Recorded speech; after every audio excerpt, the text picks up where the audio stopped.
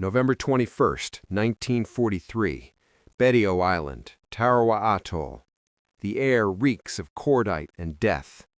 Marine Sergeant Bill Andrews drags his mud-caked boots through the surf, the water still red from yesterday's battle. Wrecked landing craft litter the lagoon, some half buried in coral, others twisted by shell fire. The Japanese defenders fought to the last man. Now, among the smoldering palms, a new kind of soldier steps ashore. They wear no rifles, no helmets marked with rank, only khaki shirts, rolled sleeves, and the battered steel helmets of men who build instead of destroy. A sign nailed to a driftwood post reads simply, Seabees, Construction Battalion. The Navy Seabees have arrived. Behind Andrews, a bulldozer grinds to life, coughing black smoke into the humid air. Its driver, Petty Officer Second Class Joe Romano, guns the engine and shouts over the roar. "We got 72 hours before the flyboys start whining, boys. Let's give 'em something to land on." The men laugh, exhausted and half-deaf from battle, yet there's no time to rest. Less than a day after the last Japanese bunker fell, they begin cutting into coral and clearing debris under sniper fire from caves still not cleared. Across the Pacific, in Tokyo, Imperial Army engineers can't believe the reports. American bulldozers are already braiding a runway on an island that was supposed to be impregnable. The Imperial General Staff dismisses it as propaganda. But on Tarawa, the truth hums in the air. Diesel engines, shovels, and sweat. Within 24 hours, Seabees carve a rough 4,000-foot strip out of crushed coral. In 48, Wildcats and Avengers are landing. By the third dawn, Navy pilots taxi to revetments still warm from battle. Admiral Chester Nimitz aboard his flagship USS Pearl Harbor receives the field report. He circles 2 words in red pencil. Operational. Tarawa. For the Japanese High Command, the speed is incomprehensible. Their own airfield construction on Pacific Islands takes weeks, often months. Supplies must come by slow freighter, labor by slave force or garrison troops, equipment by hand. They cannot imagine runways appearing in mere days. But the Americans bring something Japan never planned for. A fusion of engineering, logistics, and sheer willpower that turns barren coral into a weapon. Seabees like Romano and Andrews work in 12-hour shifts, bulldozing debris while Marine patrols still sweep nearby bunkers. Every ton of coral crushed under their caterpillars brings victory 1 meter closer. The temperature hits 120 degrees under the equatorial sun. The coral dust burns their skin. Mosquitoes rise in swarms, but when the first F-4F Wildcat roars down the fresh runway and lifts skyward, every man on Tarawa cheers. They've done it in 3 days. A miracle of dirt, sweat, and steel. And the start of a pattern that will rewrite how wars are fought across the Pacific. Because after Tarawa comes Macon, then Kwajalein, then Guam, then Saipan. Each new island, another runway, another leap toward Japan. And for every landing, the Seabees will be there, arriving with bulldozers in the second wave, carving victory out of coral while shells still fall. As Admiral Nimitz later said, the Marines captured it, but the Seabees made it usable. But Tarawa is only the beginning. February 3rd, 1944, Kwajalein Atoll, Marshall Islands. The night sky flickers orange as naval gunfire pounds the horizon. Battleships, Mississippi, Washington, and Indiana thunder in synchronized rhythm, their shells screaming over lagoon waters before erupting into plumes of coral and flame. The 2nd Marine Division presses inland through coconut groves stripped to splinters. And in their wake, once again, the Seabees roll ashore. From the deck of a landing ship tank, Chief Petty Officer Harold McNulty squints through binoculars, the salt spray cutting into his sunburned face. "That's our cue. As soon as they clear that end of the strip, we're moving in." Behind him, the LST's ramp lowers with a metallic groan. Out lumbers a Caterpillar D7, its blade marked Texas Rose. The bulldozer's operator revs the engine, anxious to get on land before the tide changes. Crates of perforated steel planking, PSP or Marston matting, are stacked like dominoes behind him. They'll become a runway surface before the day is out. When the Marines signal "area clear," McNulty waves them forward. The Seabees hit the beach at dawn. This time, they've come better prepared. Lessons from Tarawa have been burned into their doctrine. Unload bulldozers first, get power generators running within the hour, and use crushed coral as a natural base layer. The coral, when compacted, is as hard as concrete, and there's plenty of it. By noon, they've bulldozed a strip wide enough for liaison planes. By sunset, they've laid the first sections of steel matting. A C-47 Dakota circles overhead like a curious gull, then lands, bouncing once, twice, and comes to rest amid cheering Seabees. Less than 36 hours after the first landings, the United States Navy has a functioning airfield at Kwajalein. And soon, P-39 Airacobras and SPD Dauntless dive bombers begin operating from it, supporting further landings up the island chain. Across the Pacific, this pattern becomes the rhythm of war. The island-hopping campaign, conceived by Admiral Nimitz and General Douglas MacArthur, demands something unprecedented: to leap thousands of miles of ocean, capturing only the islands needed for airstrips and bypassing those too costly to invade. It's a chess game across the world's largest ocean, and every move depends on the Seabees. In early 1944, Nimitz's staff calls it Operation Cartwheel. The goal? Neutralize Rabaul, the Japanese fortress anchoring their South Pacific defense. But to reach it, the Allies need stepping stones, atolls where bombers can refuel, fighters can cover landings, and transports can bring supplies. Every new airfield shortens the noose around Japan. From Espiritu Santo to Guadalcanal, from Tarawa to the Gilberts, the Seabees carve new worlds from rubble. Their motto, "We build, we fight," becomes prophecy. They live it daily. Aboard USS Enterprise, Admiral Raymond Spruance studies aerial photos of freshly built strips. Tarawa, operational in 3 days. Makin, 5 days. Kwajalein, 2 days. Saipan and Tinian, soon to come, will take longer, but host something entirely new. Airfields long enough for the giant B-29 superfortresses. Spruance leans back and tells his operations officer, "If they keep this pace, we'll be bombing Tokyo before the year's out." He's not exaggerating. The engineers' ingenuity astonishes even their own commanders. Without proper concrete or asphalt, they use crushed coral. Without steel beams, they cannibalize wreckage.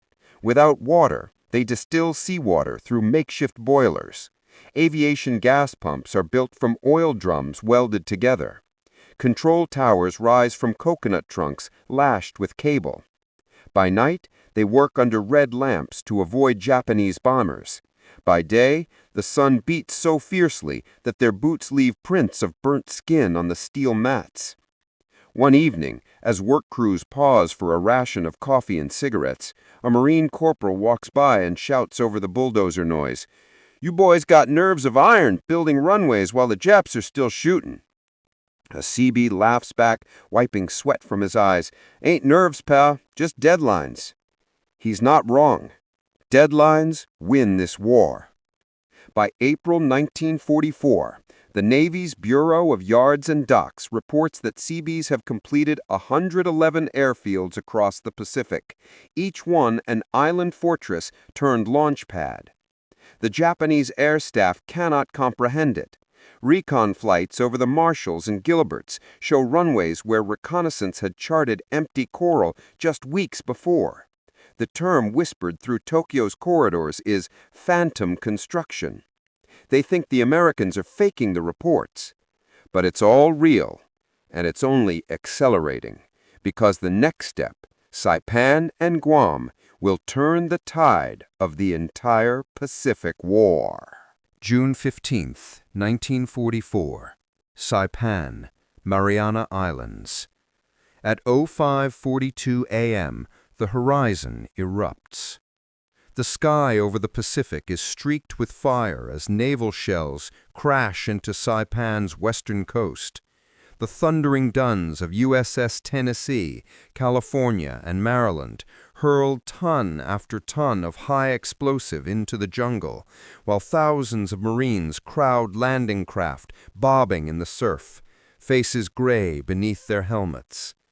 The air smells of salt, cordite, and engine oil. Among the landing waves, wedged between Sherman tanks and Higgins boats, ride flat-bottomed barges carrying an unlikely cargo. Bulldozers, graders, and steam shovels, their steel hulls painted with stenciled names: Blue Dynamite, Oklahoma Kid, Hell's Dozer. They belong to the Seabees of the 121st and 71st Naval Construction Battalions, attached directly to the invasion force. When the ramps slam down, Marines storm forward under rifle fire, and behind them, the Seabees follow. One young lieutenant shouts into a radio over the deafening barrage, "Get me a path to the strip. I want coral crushed by sunset." It sounds impossible, but that word, impossible, doesn't exist in the Seabee vocabulary. By nightfall, Saipan's beaches are chaos. Wrecked LVTs burn where Japanese artillery found its mark. Corpsmen work frantically among the dunes. And yet, amid the carnage, the bulldozers roar to life. Petty Officer George Redding, a 24-year-old from Kansas, drives his D8 tractor over still smoking ground, pushing wreckage aside to clear a route inland. He wipes coral dust from his face and murmurs to no one in particular, "This island's gonna fly B-29s someday." He's right, but no one around him can imagine it yet. The terrain is brutal. Volcanic rock fused with coral, tangled with jungle and shattered palm trunks. The heat hits 110 degrees F in the shade, but there is no shade. Within 2 days, the Seabees have dynamited coral ridges, built temporary docks for supply ships, and begun grading what will become Aslito Airfield. Japanese mortars still fall daily. Snipers lurk in cane fields. Bulldozers work behind improvised sandbag walls. A Marine captain, seeing one crew laboring under shell fire, shouts for them to pull back. The Seabee foreman, Chief Boatswain's Mate Red Callahan, just grins through a cigarette. "Sir, the Japs ain't stopping the planes, and neither are we."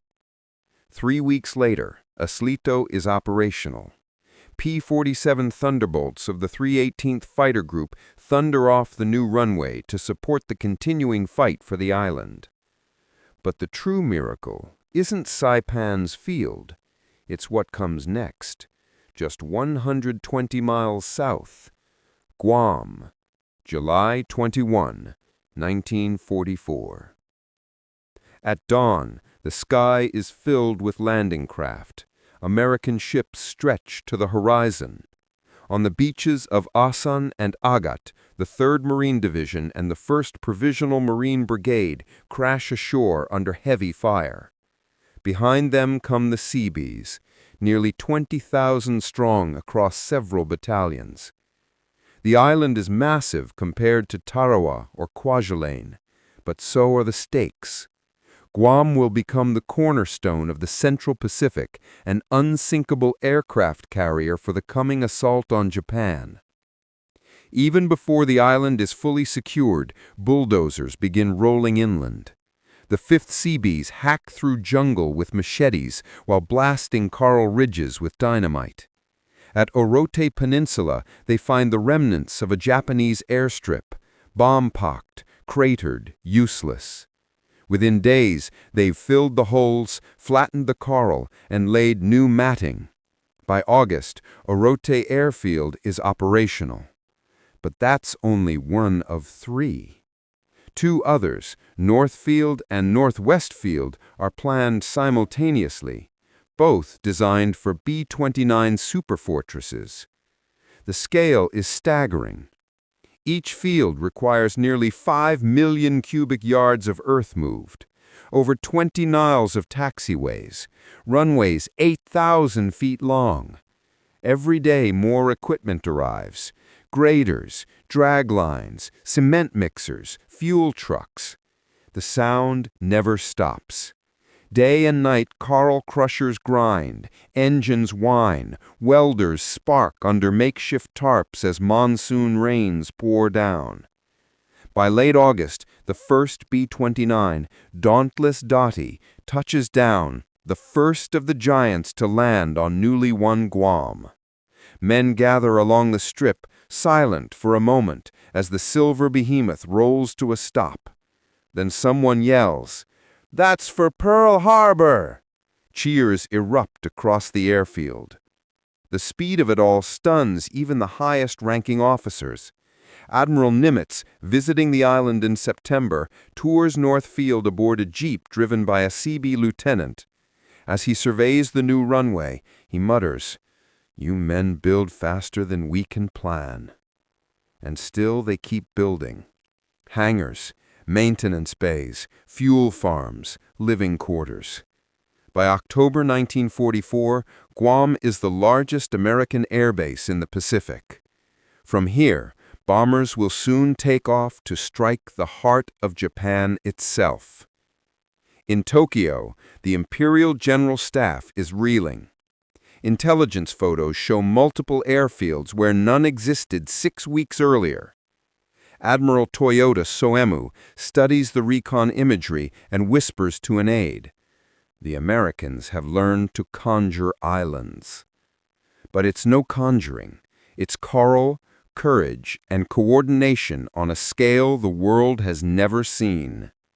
Guam marks a new chapter, and its echo will thunder all the way to Iwo Jima. February 19th, 1945. Iwo Jima, Volcano Islands. The sea is alive with steel. Amphibious craft surge toward the dark volcanic shore as naval gunfire from battleships Nevada, Texas, and Idaho thunders in the distance. The island ahead burns beneath a storm of shells, but the black sand absorbs more than it yields. From the ships offshore, the smoke rises straight into a pale morning sky, carrying the smell of sulfur and cordite. On board a landing craft in the 3rd Assault Wave, Petty Officer Sam Dusty Harlan, a Seabee from the 133rd Naval Construction Battalion, grips the side railing as the boat slams through surf. Around him, Marines check their rifles. But Harlan's hands rest on something else, a small wrench tied with string to his belt, his father's lucky tool from an Oklahoma oil field. "When the beach is ours," he yells over the engine noise. "You get those bulldozers rolling, Harlan. The flyboys need that strip." "Ah, Chief," he shouts back. No one knows it yet, but Harlan and his men are about to build one of the most important airfields in the entire Pacific War. Under constant fire, on a 5-mile-long rock, Japan has sworn to defend to the death. The first wave hits the beach and sinks. The ash swallows men and machines alike. Bulldozers bog down, tanks stall, and Marines dig in with their hands. Within hours, the beaches are a graveyard of half-buried landing craft. Still, the Seabees follow. By mid-afternoon, Harlan's crew has rustled one dozer free with chains and brute strength. A Marine lieutenant crawls over and shouts through the smoke, You crazy bastards gonna build a runway here? Harlan grins, covered in black grit. Soon as you clear me a few snipers, sir. The Marines laugh and get back to work. The fight for Iwo Jima is unlike any before. The Japanese defenders, commanded by General Tadamichi Kurabayashi, have spent months turning the island into a fortress. Caves, tunnels, and pillboxes connect in a honeycomb of death. Every foot of ground costs blood. Yet, amid the chaos, the Seabees begin their work. Within 36 hours of the first landings, surveyors mark the lines of Airfield No. 1, a Japanese strip halfway down the island. Marines are still fighting for its edges, and artillery shells scream overhead. A bulldozer driver named Elmer, or Red Thomas, refuses to stop even as machine gun fire whips across the field. When his engine is hit, he ducks, patches a leaking line with chewing gum, and keeps pushing. By the third day, despite casualties and constant shelling, a rough landing strip is cleared, long enough for emergency landings. At dawn on the fourth day, an F-4U Corsair limps in from a carrier group, its engine coughing smoke. It lands hard, bounces twice, and slides to a stop amid the cheering Seabees. The pilot climbs out, salutes, and says simply, "Didn't think I'd live to thank you, fellas." It's the first of 2,200 American aircraft that will make emergency landings on Iwo Jima in the months to come. By early March, Airfield No. 1 is fully operational. Even as the battle rages around Mount Suribachi, engineers expand it, pouring crushed volcanic ash into the runway base. Heavy rollers and graders pound the ground under sniper fire. The sound of hammering and engines mixes with artillery. Seabees and Marines share trenches, swapping coffee and stories under tarp shelters at night. They joke that they've dug themselves a home on hell's doorstep. Still, the work continues, relentless, methodical. Every yard gained means one fewer plane lost at sea. Then, on February 23rd, the American flag rises atop Mount Suribachi. For a brief moment, the guns fall silent. The whole island and much of the fleet offshore erupts in cheers. Seabees pause their bulldozers and wipe sweat and ash from their faces, staring at the small flag waving against the gray sky. Some men shout, some cry quietly, some just nod and get back to work. "Ain't done yet," Chief Callahan mutters. "Still got 2 more airfields to build." He's right. Within weeks, Airfield No. 2 and Airfield No. 3 rise out of the volcanic dust, their runways long enough for B-29 superfortresses returning from raids over Japan. For those bomber crews, Iwo Jima becomes a lifeline, a small patch of black sand that saves thousands of lives. Between March and August 1945, more than 25,000 American airmen will land safely on Iwo Jima's runways after battle damage or fuel loss. Their salvation built by the men who fought with shovels and bulldozers instead of rifles. When General Holland Howlin' Mad Smith visits the airfields in April, he shakes hands with a soot-covered Seabee foreman. He says quietly, "You boys built victory out of hell." The Seabee smiles. "Sir, that's what we do." And across the Pacific, Japanese commanders finally grasp what the Americans have achieved, not through numbers alone, but through a kind of relentless industrial genius that moves as fast as war itself. Wherever the U.S. lands, an airfield follows, carved from jungle, coral, or volcanic ash within days. The Pacific is no longer a vast ocean. It's a chain of runways, and every one of them points straight toward Japan. May 1945, Northfield, Guam. The tropical night hums with engines. Row after row of B-29 superfortresses stand poised under floodlights, their silver skins gleaming like moonlit armor. Mechanics clamor over wings, loading bombs and checking gauges. At the far end of the runway, a jeep rolls to a stop beside a line of Seabees standing in the glow of lanterns. Chief Petty Officer Harold McNulty, the same man who bulldozed Coral at Kwajalein over a year ago, leans against his tractor, smoking a lucky strike. The ground trembles as one of the bombers roars to life. Its four Wright R3350 engines spit flame before settling into a thunderous growl. "Hard to believe we built this whole thing out of jungle and coral," says one of his men. McNulty nods, flicking his ash. "Hard to believe we did it so fast, but she flies, don't she?" Moments later, the first bomber of the night, General H. Arnold Special, begins its long roll down the runway, tires hammering the coral strip laid by those same hands. It lifts into the humid dark, bound for the Japanese homeland. Dozens follow, their contrails tracing white scars into the black Pacific sky. For the Seabees, every one of those engines means another step closer to the end. By the summer of 1945, the Pacific has transformed. What began as isolated dots of coral and jungle now forms a vast chain of American airfields: Tarawa, Kwajalein, Saipan, Tinian, Guam, Iwo Jima, Okinawa. Each one is a miracle of logistics. Each one built faster than the Japanese could comprehend, and together they make the Pacific feel suddenly small. At Tinian, Seabees construct Northfield and Westfield, the largest airbase in the world at the time. The runways stretch 8,500 feet long enough for fully loaded B-29s carrying 20,000 pounds of bombs each. The island hums with motion: trucks, cranes, graders, men hauling coral by the ton. The air smells of diesel and rain. In the command tent, an Army Air Forces colonel studies a new flight plan on a map that stretches across the entire Pacific. "From here," he says, tapping Tokyo with a pencil, "it's less than 1,500 miles. We can hit them every night." Outside, Seabees tighten bolts and roll fuel drums into place.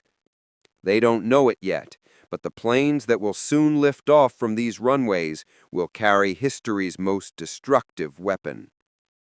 July 26, 1945, Tinian Island. A convoy arrives under armed guard. Crates marked top secret are unloaded under canvas tarps. Inside one hangar, Navy engineers and Air Force officers whisper over blueprints. The Seabees are told to extend and reinforce a section of the north runway. Special loadout requirements, they're told.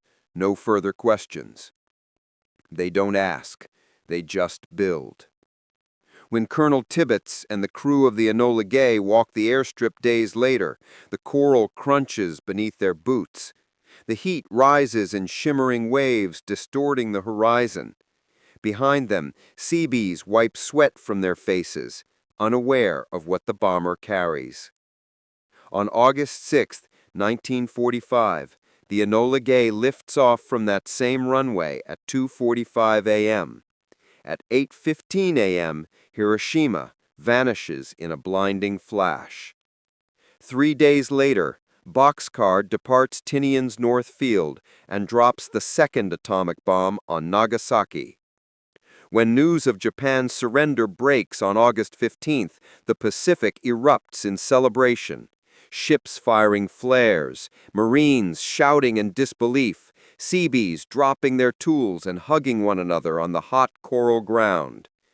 For them, the war has ended not in a single battle, but in the countless acts of creation that made those battles possible. Weeks later, in Tokyo Bay, Admiral Nimitz signs the instrument of surrender aboard the USS Missouri. Among the witnesses are men from the Naval Construction Battalions, the Seabees, their uniforms still stained with dust from 1,000 islands. As Nimitz lifts his pen, he pauses, then says quietly to his staff, "Every runway, every dock, every bridge they built carried us here."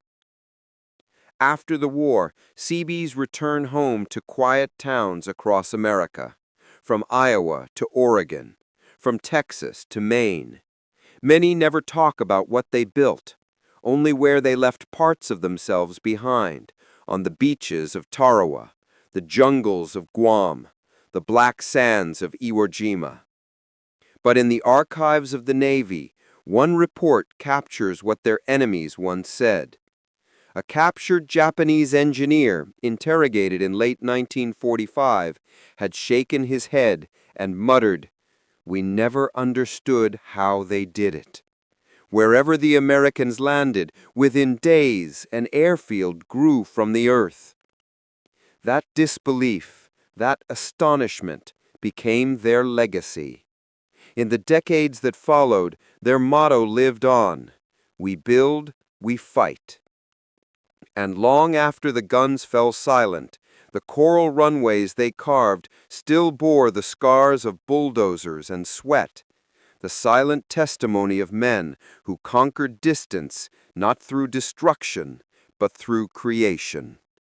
Because for every victory in the Pacific, there was a Seabee at its foundation, turning rock into runway, and runway into history.